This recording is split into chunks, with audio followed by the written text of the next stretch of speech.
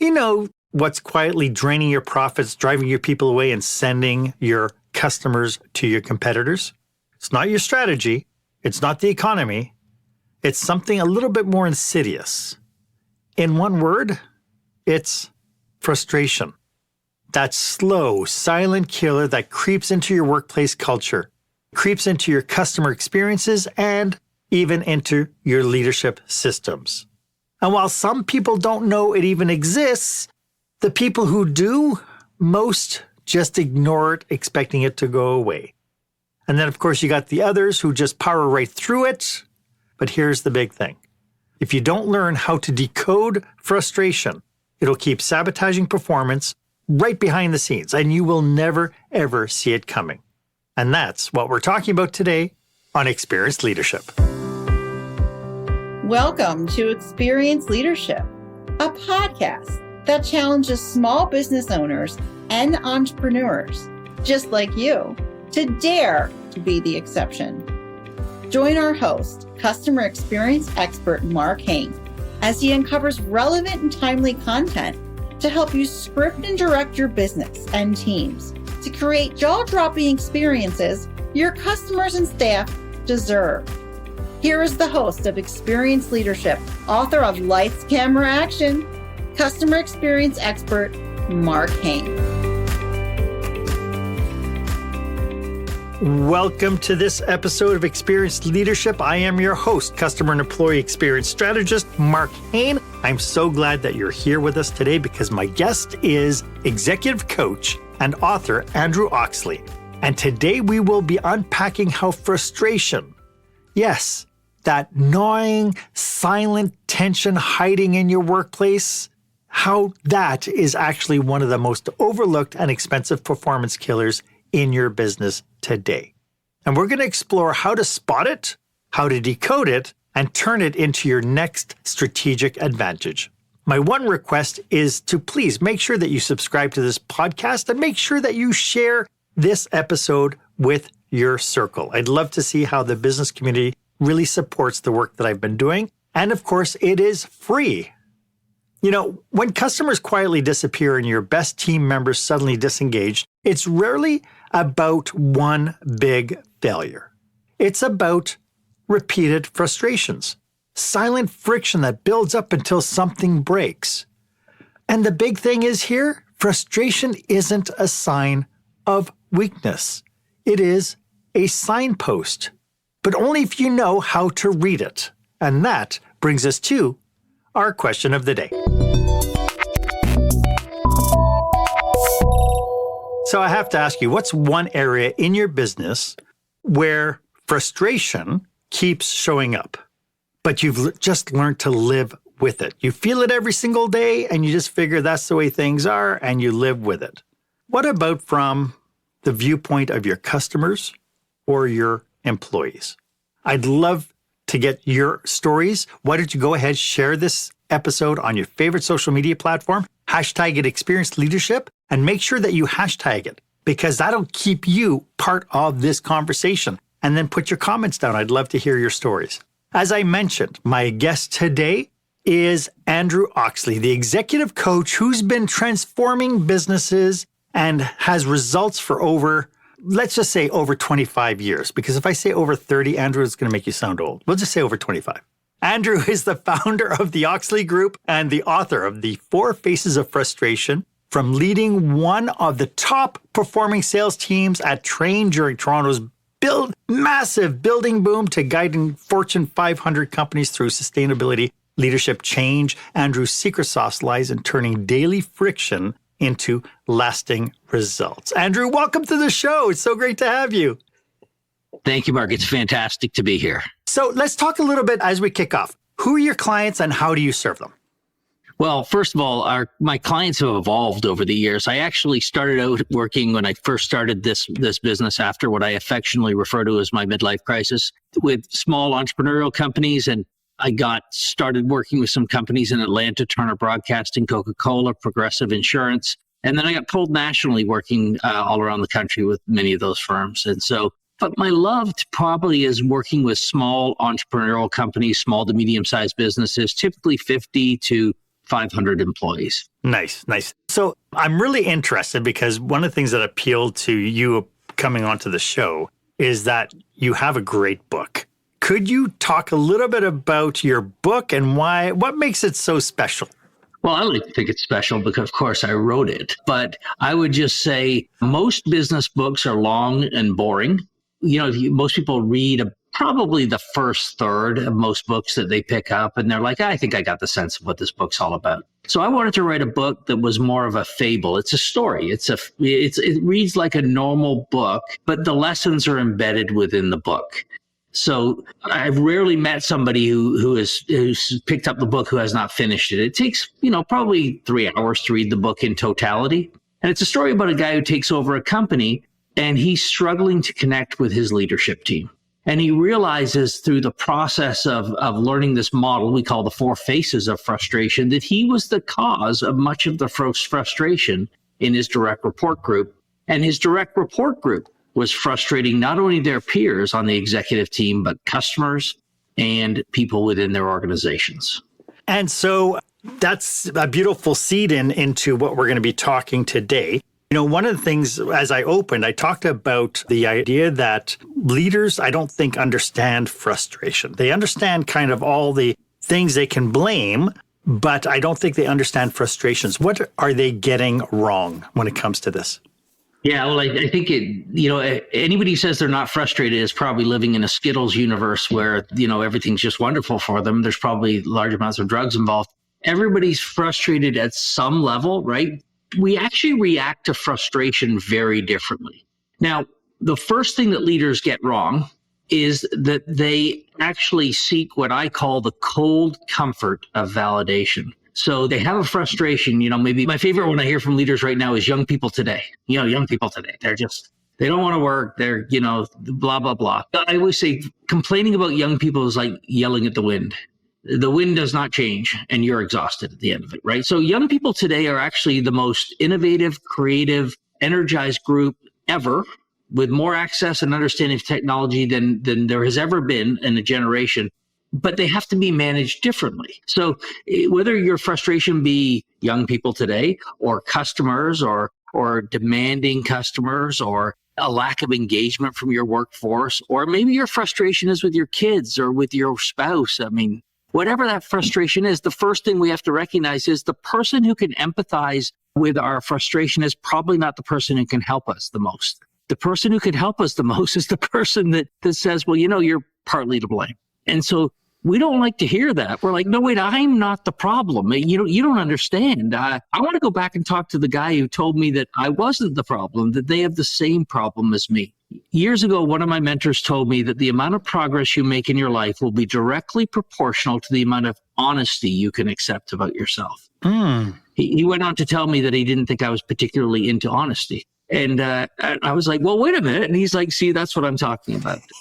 So you got to be honest. You got to seek people who love you enough and are successful enough to point out where you could be contributing to the very problems that you're experiencing in your life. Because it's always, at its core, it's always us first. Maybe not primarily or singularly, but we got to start working on ourselves first. When you start trying to fix somebody else, they aren't usually very receptive to that agenda. Yeah. And it's so interesting because all the virtues that it takes to come to that realization that it falls on our shoulders first, like the virtues of humility and the virtues of even grace, of being able to say, I am an imperfect being. And so being able to kind of tip into that and realize that, when any issue happens, I think we're really quick to pointing fingers. And then because of that, we don't actually see what the actual problem is. Right. So when it comes down to like frustrations, let's talk about internal and external. Frustrations, how do they show up differently, let's say, between customers and employees? How does it differ? Well, let me go through the general model first, because that'll help. Then we can certainly go to specific examples. But so everybody gets angry from time to time, right? At least most people I know, they get angry. And so, but 3 of the 4 communication styles actually transition through anger into frustration. One of the behavioral styles actually maintains looking angry. So that's who we call the reds. Reds transition through don't transition, they stay looking angry. There's a second behavioral style, communication style, called yellows, and they sort of start to become very optimistic when things are not going well. And they start telling you how everything's going to be wonderful and everything's going to be awesome. The third behavioral style that transitions through anger is what we call greens. And greens actually just stop talking. They just stop communicating wholeheartedly. And the fourth one is blues. And blues, well, they start asking absolutely tons of questions. So those are the 4 different communication styles, and they do respond very differently. So if you start to recognize the different ways people act during frustration, then you can start to modify and use different strategies to bring them back away from being frustrated and have a deeper dialogue with those particular individuals. I like that because it kind of seeds that you understand first. It forces us to do that Stephen Covey principle, right? Seek first to understand. So being able to look at and being able to pinpoint where people are on the frustration spectrum, where their communication style is, will help us adjust as leaders in helping them overcome kind of and addressing whatever that frustration is. Yeah. So when I first started using this model, in all of our leadership coaching, we try to create really simple models that explain complex things, right? So this model does 2 things. It helps leaders understand how they appear to others when they're frustrated. So years ago, I was having a conversation with my wife, who has been a fabulous mentor for me. You know, we should all be blessed with spouses that sort of help us. And she's a great help to me. She really is. And we were having a conversation, I thought we were just having a conversation. And she looked at me and she said, "Why are you so angry?" Which really made me angry because I didn't think I was angry. And I said to her, "I'm not angry." And she said, "Now you're angry that I told you you were angry." And I thought, oh my gosh, I am. And I thought, I wonder if I come across this way to my employees when things aren't going perfect. And the answer, of course, was I probably did, right? Yeah. So the first thing we have to recognize is we have to recognize what happens to us when we're frustrated. We think we hide it so well, and we actually don't, right? So which face do I move to? The red, yellow, green, or blue? Now, the second thing that it helps you with is to recognize that, and this was something I struggled with, greens are the biggest group in society. And by the way, if you have long tenured employees, they probably are greens, because greens are incredibly loyal and they'll stick around. Whether they're good or bad, they stick around. So when greens are frustrated, they get quiet. Well, greens and yellows, when they're frustrated, they start talking. So the presumption from yellows and reds is that if you're not talking, you're not frustrated. Well, greens stop talking. And so recognizing that, they've stopped talking, I am frustrating them at this particular point. So it helps you understand yourself first, but then it helps you understand other people, because we were all brought up with this idea that, and I don't know, Mark, you probably heard the golden rule growing up, treat other people the way you would like to be treated. Right. Which is fabulous advice in morality and ethics. It's horrible advice in relationships, because what if they don't want to be treated the way I want to be treated? Mm-hmm. What if they would prefer to be treated differently? So what we really should do is treat people the way they want to be treated. And, a lot of leaders are not very good listeners. They're good talkers, not good listeners. Or they are really good listeners, but they have difficulty being assertive enough to get their points across, and they feel like they get ignored in conversations. So this is a great model to understand yourself, but it's also a great model where you can start to understand other people better as well. Yeah, and so I encourage the audience, if you're tuning into this, like rewind and understand those different communication styles, because I know that they're around you everywhere. Your whole book, Andrew, is around this idea of the 4 faces of frustration. You've created a model around 4 types of frustration. What are they, and how can leaders recognize them in action? Yeah, so the first one is anger, which is super easy to recognize, by the way. There are people you probably know in your life. It's never fast enough. It's never good enough. You ask them when they need something and they say yesterday, so you've essentially failed right out of the gate, right? In their defense, they're not angry. They're passionate. Well, sometimes they're angry, but they're passionate, and they're passionate about anything that they have an opinion on. They want to move fast. They want to get things done. And it's not that they don't like people, but by gosh, they're annoying sometimes. And they just want to talk. Can we talk later, please? There's stuff we need to get done, So that's the red. We call them red because red is the color of passion, right? The second face is the yellow, or the optimist. And this is the happy face, right? So these people, when they're frustrated, they start trying to convince you that everything's fine, everything's good, everything's going to be fantastic, right? They're very verbally persuasive, and you just always feel good when you're around these people. But then you leave them and you're like, oh my gosh, we didn't talk about the real issue. We never really talked about it. So that face is the face of optimism. They're just happy-go-lucky, and they can always put lipstick on the pig and tell you what's good about the problem that you're dealing with. The third face is the face of non-emotion. So it's the green face where there's just all emotion goes away. And you got to be careful with these people because they actually are plotting your demise usually when they stop talking. And they're thinking about all the things that are going to go wrong, but they've given up trying to communicate with you because you're not listening. So they just get quiet. And the third face is the blue face, which is the face of sort of looking worried. And these people just start asking tons of questions when they're frustrated, and they just So what happens on teams is that the people we're working with respond not at their best when they're frustrated. I like to say we respond as the ugly gremlin version of ourselves, not as the best self, but sometimes as our worst self. So if I'm working with a red and I'm a yellow, I start trying to tell the red that everything's going to be fine. Don't worry. Everything's fine. Trust me. And if there's two words you should never say to a non-yellow, it's trust me, because that means you should not be trusted.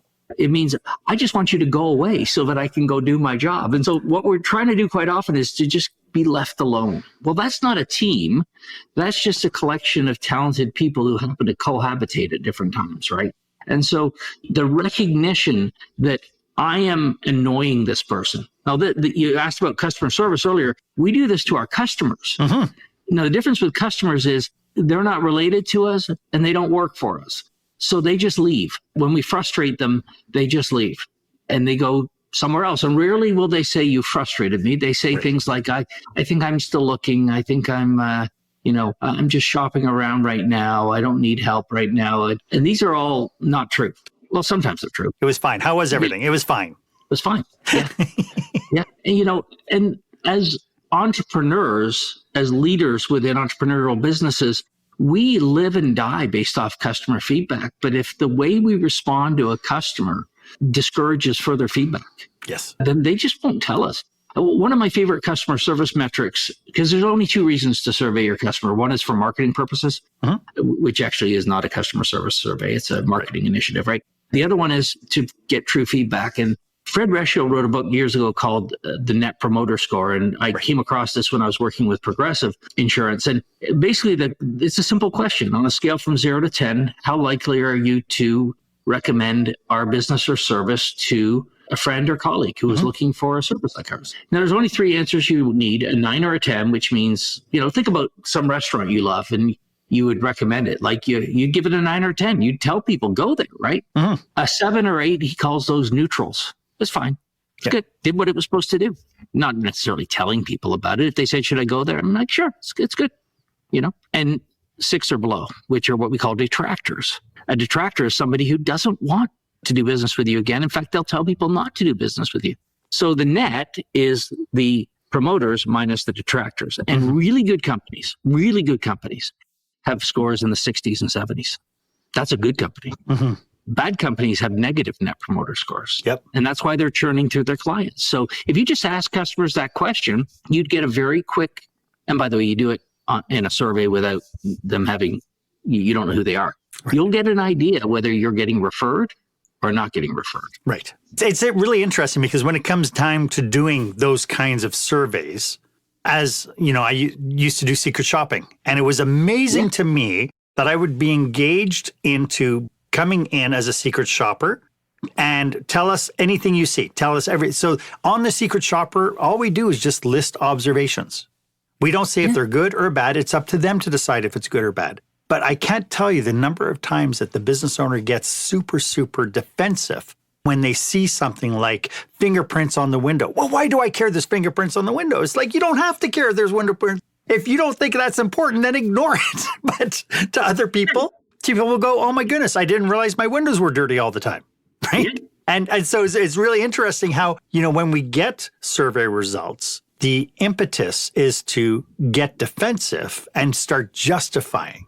And so then what do we need to do to shake out of that? And that's what I'd like to dig into right after our break. When the spotlight shines on your business, are customers applauding or yawning? In other words, how is your business performing?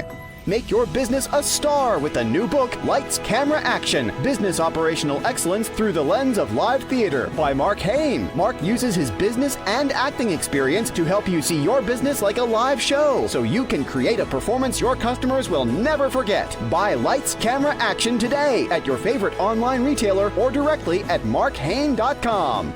Welcome back. I'm speaking with the author of The Four Faces of Frustration, Andrew Oxley. And this idea of being able to get feedback, to being able to be open to what people are frustrated about, but checking our ego at the door. What's the step that we need to do to make that happen? Yeah, I think the first thing you have to ask is, when someone gives me feedback, what does that mean? And for many people, it means I'm doing something wrong, I'm failing. So defensiveness is a very natural reaction to experience when you receive feedback from somebody. There's only two responses that you can get when you get feedback, or you give somebody feedback. You can choose to learn, or you can choose to defend. Mm-hmm. But you cannot do both at the same time. And sometimes people say to me, well, I learn by attacking ideas. I'm like, not unless you're open-minded to the fact that there could be a better path. So I do this exercise often with groups. I'll ask, especially if it's a large group, in tech group, I'll say, put your hand up if you believe you're relatively open-minded. And Mark, how many hands do you think go up? All of them. Everybody's open-minded. Right? Yeah. And then I say, how many of you, upon looking around the room, saw somebody's hand up and you thought, I don't think they are. And there's this nervous chutter that goes through the room, like, oh my gosh, and say, so do you know people who aren't open-minded? And they're like, yeah, we do. I'm like, well, everyone thinks they are. Yeah. So what's really going on here, right? And then I say this, morality and ethics aside, are there things you're not open-minded about? And they think for a minute, they go, yeah, there's things I'm not open-minded about. I'm like, well, what do all those things have in common? And what they have in common is we already believe we're right. And so I said, wouldn't that define every closed-minded person on the planet? The reason they're closed-minded is that they believe they're right. So when you're giving feedback to someone and they become defensive, it's because they already believe they're right and that you just don't understand. So you don't open somebody's mind with a hammer. I mean, you can, but it's very violent. You open it with a chisel, right? So if I start to see defensiveness from someone, the question I need to ask myself, now that's interesting. Why would that be? What is the story that they're telling themselves in their head that caused them to become defensive? And so what we usually do when someone becomes defensive, we become more aggressive, more assertive with them and try to make our point. So we're actually also being defensive. So we get defensive, so we become defensive. If I'm going to be a leader, I need to model that which I desire from others, which means that if I see defensiveness, I need to model being a learning frame. And I need to say, so help me understand. What do you think is happening right now? What do you think I'm saying? How are you seeing this situation? In other words, I focus on what's happening with them. And then I ask them, if you could do this all differently, how would you do it differently next time? Because the reason people come to become defensive is they can't change the past. They can only change the future. And what most people are doing, they're validating why they did things the way they did in the past. And what we really want to do is we want to focus on, what are you going to do differently next time? And so the couple of strategies there with defensiveness, first of all, recognize that you cannot become defensive when you face defensiveness, although that's what we often do. And second of all, you need to switch the focus from past to future so that people can talk about what they would do differently based on what they know today. And they'll often say, well, I didn't know. Well, of course you didn't know. Absolutely. This isn't about finding the blame. This is about learning from what actually happened. Yeah, it's so interesting because I, as you were saying that, I was going through all sorts of conversations that I've had in the past about, why people get upset. I firmly believe that as adults, we stop telling other adults that they've hurt our feelings. And a lot of times what I find is a lot of interpersonal conflict is because somebody didn't feel respected. They'll use words like, they didn't respect me, or they picked on something, or they don't understand, right? And these are all kind of the monikers we stick behind the frustration side. And so this whole thing about being able to have a level of humility and curiosity so you could start asking questions, I think then becomes the key. Yeah, for sure. And you mentioned about feelings, and 2 of the 4 behavioral styles are more in touch with their feelings, or at least more willing to talk about them. That's the greens and the yellows, the happy people and the quiet people when they're frustrated.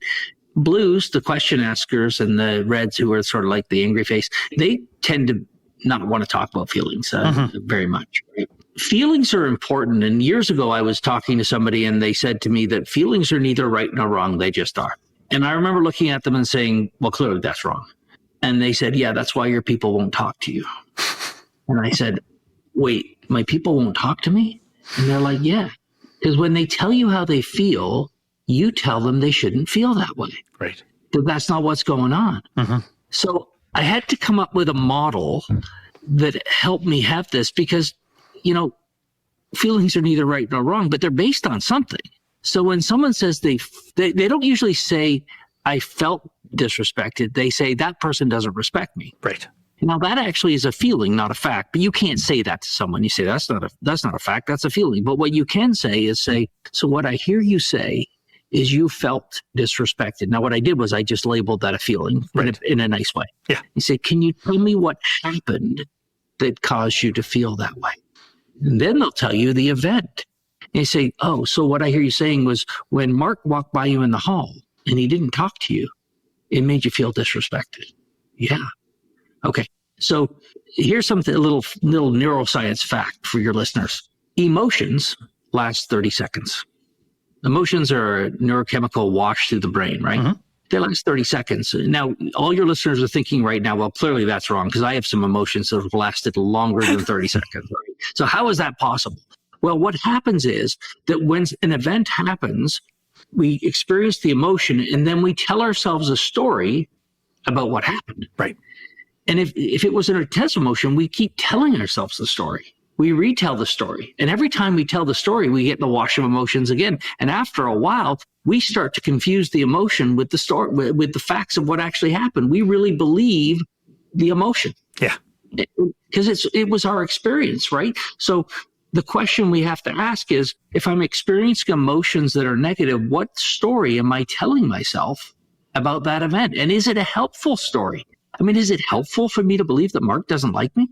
Do I know that as a fact, or do I just feel like that's what's going on? And if I feel like that's what's going on, maybe I should talk to Mark about that. And so how do we shake that? So as leaders, we're always going to have people who will say their feelings are their facts. And I believe that as long as we believe that's the fact, no matter what you say, it's like, you don't understand. You weren't there. He disrespected me. Right? So as a leader, then we're asking those questions. But as long as the person we're speaking to kind of has this framing, how do we start helping them shake out of that so they'll take a second, take a breath and realize, wait a second, there's a big difference between what you felt happened to you and what actually happened and how you interpret it. Yeah, and I think that getting someone to tell you what actually happened that caused them to feel that way is the start, right? So I say, well, Mark walked by me in the hall, and say, well, let me ask you a question. Do you want to have a better relationship with Mark? And they'll probably say, yes, I would love to have a better relationship with Mark. Yeah. Okay. So what are all the other possible reasons why Mark might not have talked to you? And they say, well, he could have been busy. He could have been preoccupied. Maybe he has a lot going on in his life, but that's not what's going on. He just doesn't like. I say, well, let me ask you a question. If you want to have a better relationship with Mark, is it better for you to believe he doesn't like you, or is it better for you to believe he was busy? So what we do is we attribute negative motives to people. Yeah. And then we concoct a story. Yeah. What we need to do is find a positive motive that allows us to act in a manner that will improve the relationship. The other thing I could do is if I'm coaching this person about Mark, I could say, have you talked to Mark about this? That's hard to. Nobody wants to go, you hurt my feelings. Right. But what I could say is Mark, when you walked by me in the hall yesterday and you didn't talk to me, it felt like you were ignoring me. And then you ask a question. You say, is that what was going on? Mm-hmm. And Mark would say, oh, gosh, no. It's like, I'm so sorry. I didn't realize I treated you like that. Now, here's the interesting thing. We actually call this, it could be that you're calling out bad behavior, because what you just did, you just let the person know that, oh my gosh, I really wasn't, but they know it now, right? So we calling out bad behavior because you did it in a really polite way where the person has an out. But if you go to the person and say, you don't like me, they're going to say, of course I do. Well, now we're having an argument, right? So you ask a question that allows the person to get off the hook. Yeah. Is it fair to say that when we're frustrated, and I said this at the very beginning, I believe that frustrations are a culmination of experiences. A lot of it's centered around the fact that we all have experiences as far as how we're going to be treated, what kind of experience we're going to have in any one transaction. Would it be fair to say that me walking past somebody and not saying hi to them might be an indicator that they believe something about my behavior, about my personality, about my belief systems that kind of is in line with prior experiences? In fact, we say there's three things that people lean into in that particular area, Mark. The first one is past experiences with that particular person. Right. The second is past experiences with people like that person. So maybe the position they hold in the company, or it could be a person who acts that way or sort of looks like that person, or maybe they're from Canada, like I am. I've met Canadians before. So rude. Like. Yeah, exactly. So the third one is a little bit different, and it's harder to sort of get your mind around. But what we tend to do is we tend to project our motives onto other people's behaviors. So if I were to walk by someone in the hallway and not talk to them, it would be deliberate. So therefore, it must have been deliberate for Mark. So if I came in and yelled at someone, I would have to be off the chart upset. So they must be off the chart upset. If I didn't talk to somebody, I would be feeling this. So therefore, they must also be feeling it. So we all think we're normal, which is why we think other people's behavior is abnormal. And yet normal is actually not, it doesn't exist in behavior, even normal functioning human beings. There's no such thing as normal. Normative means it's more likely to occur than not. And the biggest communication style group is 34% of the population. So that means 66% of the population is probably going to act differently than you in most situations. So projecting my motives onto other people is actually a little bit of a dangerous game. Yeah. I like to believe that normal is a setting on a dryer, and it's the only place where it resides. Having said that, this is a fascinating conversation, Andrew. For the people tuning in who this might be resonating with, how can they get a hold of you if they'd like to tap into your knowledge? Yeah, so we do put out all sorts of free training material. I actually have a 90-minute free training workshop that people can engage in, where we just give away a ton of information. So if you go to transformingresults.com, that's transformingresults.com, you can sign up for that workshop. If you go to Amazon, you can order the 4 Faces of Frustration on there. It is actually written by my mother's favorite author, and only because none of my other siblings have actually written a book. But yes, it's available on there. And so you can honestly say that you're on the best seller list for that one critic. I am. Yes, absolutely. I'm sure I'm my father's favorite author, though, but my mom is definitely. It seems to me that, what we're talking about today, once we understand kind of which face or frustration we're seeing or we're experiencing, the solution then becomes pretty self-evident. Would you say that that's the case?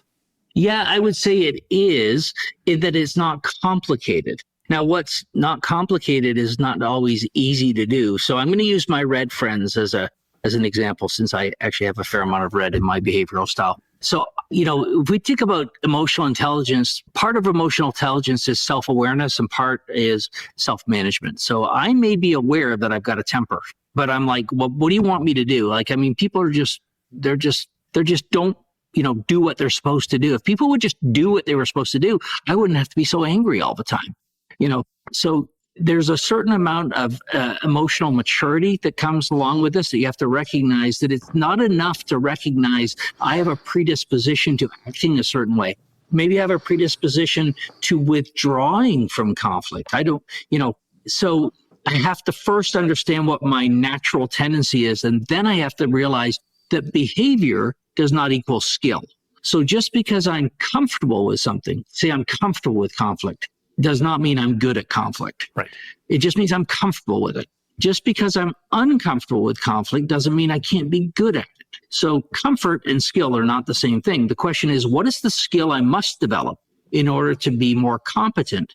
I actually have a theory about the Peter Principle. You ever heard about the Peter Principle? No. It's where people get promoted to their level of incompetence. So here's what I think is actually happening there, or at least part of what's happening there. If I'm a particular behavioral style, I'm going to pick on yellows now. I'm a yellow, gregarious, outgoing, fun-loving, never met a stranger, good at building relationships with people. But what we know about yellows is they're not very detail-oriented. So I could probably get along quite well for a long time in my career just by force of personality. Right. But there will come a point where I will be promoted to a level where that lack of detail orientation will bite me in the butt. Oh. And so the other thing we haven't really talked about is while each one of these styles have strengths, they have attached weaknesses in the way that they represent. And so if you don't develop skill and competence in the area of your weakness, eventually it will undermine your success as you progress in your career. One of the things when we're doing executive coaching, we really have to work with people on, and we have to work with them on distinguishing from the things that they're successful because of, from the things that they're successful in spite of. Right. And sometimes what people do is they conflate those two things, right. And they think they're successful because of everything they do. And like, no. You'd be more successful if you did a little less of this or a little more of this. So, that's the other thing. When you're talking to people, you got to have people who will talk to you and share insight with you about who you really are and how you're coming across.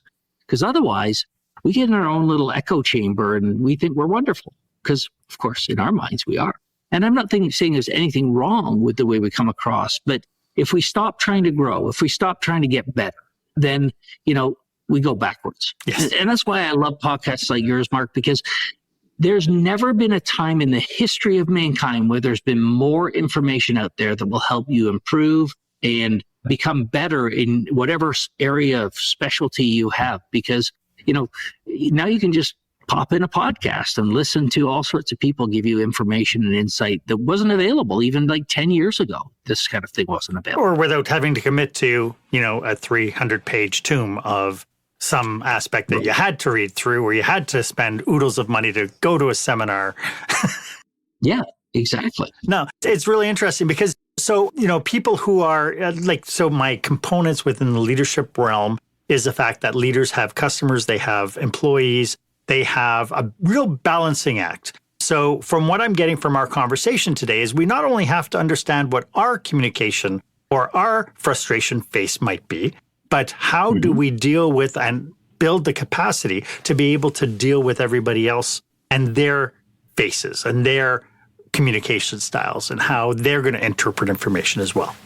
Yes, absolutely. And the easiest thing to do is the pace at which we communicate is sort of wired in. Some people are fast communicators. Some people are more deliberate and careful communicators. Uh-huh. Some people like to think and speak at the same time, and some people like to think before they speak. Uh-huh. I had somebody ask me one time, they said, do you ever think before you speak? And I'm like, no, normally no. And they said, you really should, which I don't think they meant as a compliment. So what happens is when you're talking to someone, if you're a faster communicator, you're always trying to speed up the other person if they're a slower, more deliberate communicator. And the world is evenly split on this dimension, by the way. So you have a 50-50 chance of annoying people on this dimension. So, and if I'm a slower, more deliberate communicator, I'm always trying to slow people down, right? And as soon as you do that, you break rapport in the relationship and you start frustrating the other person. Now, interestingly enough, you don't have to modify for very long, but you have to match where they are. And then once you match them, then you can move to a more, because now you've got rapport, you can move to a more deliberate pace for you of either faster or slower.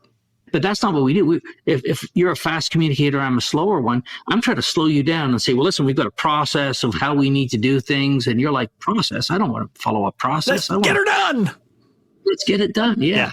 So this is the easiest thing to do. Like when I say easy, it's easy, so easy to do. as we're having this conversation, you're probably thinking, I know people who are super fast communicators and I know people who are very deliberate communicators, right? So you can see this. You can see this when you go into a restaurant and the server comes up to you. How do they tend to move? Do they move quickly? Do they come up and do they start interacting with you and they're asking lots of questions, or are they more deliberate and careful? And if they're the opposite of you, it immediately starts to frustrate you. Like, what's wrong with them? Why don't they speed up? Or why don't they slow down? They're not listening to me. So, pace is the easiest thing to see, and it's the thing that we get wrong the most. Interesting. Because that now the challenge then becomes for the audience tuning in is to start looking intentionally at some of the most frustrating interactions they've had and figure out how can I meet them where they are so that we can kind of move together. As you were talking, I was thinking about different metaphors. The jets that are flying that need to get refueled by these massive air tankers, right? Like, how do they coordinate that, right? First and foremost, a jet can't go as fast as the jet needs to go or wants to go. He has to match the tanker in order to be able to fuel up. Runners, who have got they got the stick. What do they call those runners now? I lost it in my head. Like a relay races, right? In order for the new relay racer to grab the stick, they have to start matching the pace of the person who's coming up behind them before they can be free and run as fast as they can, right? So there's all these metaphors just all around us. So how do we build that intentionality, I think, becomes the key. It's how do we stop ourselves to become more intentional in the moment when we know, wait a second, I'm getting frustrated. So one of the things we say is that of the 4 communication styles, the 4 faces, there's one that is very frustrating for you. And so what you have to do is you have to recognize, who are the people that really frustrate me? And then what you need to do is you need to find people in your life that probably have that communication style that you already have a great relationship with, and ask them, how do I need to interact with people of your communication style more effectively? And they won't have to consult a manual. They won't have to tell you, let me go look that up. They know, here's what you need to do to be able to build a relationship with people who are more like me. And so the beautiful thing about this system is it's what we call an observed system that has face validity. It has statistical validity as well, but it is obvious. If you read the book and you study this system, you're going to be like, oh my gosh, it's everywhere. They're a red, they're a yellow, they're a green, they're a blue, but they're much more than that. Of course, we're not just a color, but it gives you so much insight as to the things you should not do with that particular behavioral style. Right. And so again, the onus is on us to be able to act in a way that is most conducive to that relationship in order to fulfill sets of expectations. It's not up to us to think, well, they have to change. Right. I love that. I had a leader some years back who said to me, she said, why do I have to change? I'm the boss. I'm like, because you're the leader. The leader has the responsibility to be flexible. The element actually with the most flexibility has the most control. Right. And the leader has as much control and much flexibility as they desire. Right. Exactly. Yeah. I'd like to get into some of common challenges and pitfalls. As people kind of tune into this and realize they have to change, my fear is that people will get into Band-Aid stuff and go, okay, from now on, I'm going to do this without really thinking through and being highly strategic. And so we'll get to that right after this. Attention, meeting and event planners. Is your company or association planning a live or virtual conference, seminar, or staff retreat? Are you looking for a fresh, energetic perspective on what it takes to put on a jaw-dropping experience for your customers or staff? Book customer experience expert Marc Haine for your next group event. Past participants have said, Marc kept us in stitches while teaching us how important and powerful actually designing our customer experience can be. Read more testimonials and find out how Marc can serve you and your group at marchaine.com. That's marchaine.com.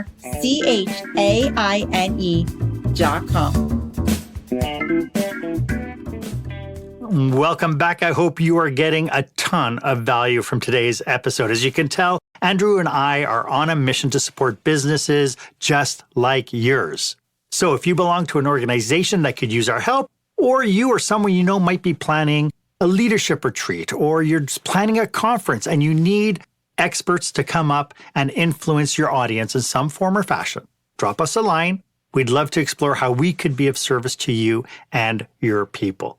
So, Andrew, for the people tuning in, cautionaries and pitfalls, this whole idea of, I know I have to change, so starting today, I'm going to change. What should we be aware of to keep us to moving forward in a positive momentum rather than causing even more damage because we think, oh, okay, I'm going to have to become a green now?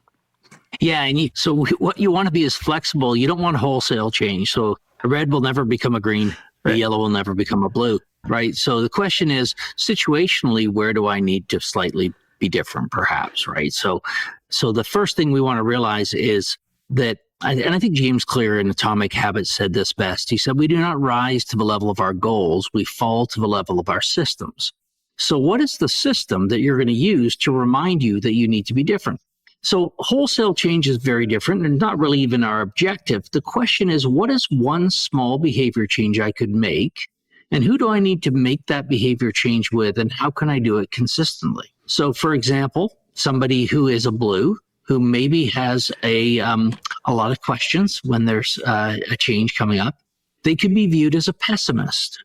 And I don't like that word, but let's be honest, that's the way some people are seen because they can always see what could go wrong. And so what happens when someone starts to view you as a pessimist is they start to think that you really don't want things to work out. And so they've actually assumed what we refer to as negative intent on your part. The way to get around negative intent is to state positive intent. So if I'm a blue and I see a bunch of problems with something that my boss is wanting to do, I could say, Sally, I'd really like this to work out. And I'm very committed to what you're talking about. I do see a couple of challenges. Would it be okay if we talked about those? Don't talk about 10. But what we typically do if I'm a blue, I say, here's a problem, here's a problem, here's a problem, here's a problem, here's a problem, here's a problem, here's a problem. But I want this to work out. Well, by the time I get to, but I want it to work out, no one believes me because I just told them 10 reasons it wouldn't work out. So state your intent up front and then share a couple of big reasons. So in answer to your question, Mark, what you need to do is you need to figure out who do I need to be different with and what is one small change that I need to make. I was coaching some leaders this morning and a lot of them were pretty hard driving leaders, what we would refer to as reds. One said he was a bright, shiny red. So I said, what's one thing you need to do differently with your people? He said, I need to listen better.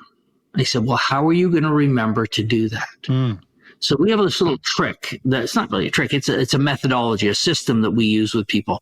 It's our habits that create our results, not our intention, right? So what we need to do is you say, when people set goals, we have them set them this way. At least once a day, I will. So at least once a day, when I would normally tell one of my employees what they need to do, I'm going to ask questions and try to understand the way they see the problem. And they say, well, shouldn't I do it more than once a day? Listen, if you can do it once a day, you can do it more than once. But if you say, I'm going to do it from now on, you're not. And you are setting yourself up for failure. And failure begets failure. Every time I fail, I reinforce in my mind that I can't do it. But every time I do it, I reinforce in my mind that I can change. So I would strongly recommend identify a small change and just try to do it once a day. And when you do it once a day, celebrate. I did it. I'm off the hook for today. I don't have to do it anymore today. And it'll start to become a habit for you. It really is as well. It is trust building because a lot of what happens and a lot of what we've been talking about today, a lot of perceptual distortions, a lot of unmet expectations, all falls into this idea that we perceive a lack of trustworthiness in somebody. We're perceiving that somebody's got their own personal agenda. We're assuming that they have negative intent. Like it's all about this idea of building trust. So I really love the fact that make one decision about one challenge that you're going to overcome today. Once, just do it once and see what happens and see if it changes anything. Because I do think that a lot of times when people go, okay, I realize I've been an absolute idiot. So from now on, I'm going to be, more friendly with my staff. And then, for the first 10 minutes of the day until the next crisis hits, people are going, what's wrong with Jim? Because he's never acted like this. And then crisis hits and you go, oh, there he is. There he is. He's here now. Yeah, that's absolutely true. And, this goes back to something you talked about earlier, which is humility, which is telling people what you're working on. Yeah. Like, I love this idea that sometimes leaders feel like we say, well, like if you're going to work on being more inquisitive and being a better listener, tell your people. Yeah. That's what you're working on. And it creates accountability, it creates ownership, and it creates a new sense of trust as long as you live up to it. Correct. Yeah. And then when you fail, admit it. Yeah. And apologize. You say, I screwed up. So remember I talked about people have a story they're telling in their head? Yes. So if I am a pretty hard driving boss and nothing's ever good enough for me, the story my people are telling in their head is exactly that. Yes. It's never enough. It's never good enough, right? So if I want to change that perception, and I talk to my people, I noticed that I know I have really high standards and I sometimes drive pretty hard and I maybe don't listen and don't coach and try to develop you enough. And I'm really going to work on that. And then I said, but I need your help. I'm going to come and I'm going to ask you how I'm doing from time to time. So let's say, for example, I do pretty well. And weeks go by and I'm checking in. And they tell me occasionally, yeah, you're doing really well, Andrew. You're doing really well. Well, 3 or 4 or 5 weeks go by and maybe I have I regress. And I say, I'm so sorry. That wasn't the way I wanted to be. And they say, but you've been doing really well. Well, contrast that with me working really hard and doing really well for 3 or 4 weeks, but I don't tell anybody what I'm working on. Right. Everybody's observing I'm different, but they're like, what's going on with Oxley? This isn't like him. And then I have that regression and I blow up. And they're like, oh, there he is. There he is. He's back. And I say, but I've been really good for 4 weeks. Well, people don't believe the story we tell them. Right. They believe the story they tell themselves. Absolutely. So what you have to do is check in with people, not as a technique, but as a reality test. How am I doing? And if they tell you you're not doing so great, and if you have humility, I say, well, help me understand what's going on. Yeah. Andrew, this has been fantastic. This has just been awesome. Could you remind everybody one more time how they can get a hold of you? So if you would like the 4 Faces of Frustration book, it is on Amazon. Yep. The 4 Faces of Frustration. That's the easiest way to get my book. The other thing you can do is you can go to transformingresults.com. If you've enjoyed this conversation and you'd like 90 minutes of what we call the leadership blueprint, where we help you blueprint how you're going to get from where you are to where you want to be. That's a free workshop, no strings attached. We're just happy to provide that. If you like what you hear there and you want to know more after that, that's awesome. If you don't and you want to execute the blueprint on your own, well, we wish you all the best and every success. Terrific. As we wrap up, do you have any last thoughts, Andrew? I think the only thing I'd share with your audience is that, as you move forward in your life, if you're a leader, there will always be a gap between where you are and where you want to be. So don't be frustrated with the gap. Celebrate the progress you've already made and realize that if a journey is not involved, a leader is not required. Ooh, nice. Lovely. Thank you very much for being here, Andrew. It's been really great. I've enjoyed this conversation immensely, and it's made me even ask questions, which I think is always great. Questions of myself, questions of my experiences. So I've loved every minute of it. Thank you so much for doing this. Well, thank you for having me, Mark. I thoroughly enjoyed being your guest. So do you have any questions about today's episode? Or maybe you're thinking, hey, we could really use a complimentary 30-minute brainstorming session with Mark or Andrew. Well, good news, you can snag a spot on my calendar. Just hit the link below, the one that's marked meetwith.markhaine.com, and you are all set to go. As always, I am at your service. And if you haven't done so yet, why don't you make sure that you subscribe to this feed and make sure you follow me on social media. That way you get notifications when I bring you fresh new content each and every week. So join me, won't you? Thank you again for joining me. My name is Marc Haine. I hope you stay safe, stay healthy, and I hope you dare to be the exception. Thank you for joining us this week on Experienced Leadership. Make sure you visit markhaine.com for a full directory of available episodes. While you're at it, if you found today's content valuable, please share it and tell your friends about the show. As Mark says, knowledge is power, but only if you share it. Be sure to tune in each week for the newest episode. Please stay safe, stay healthy, and dare to be the exception.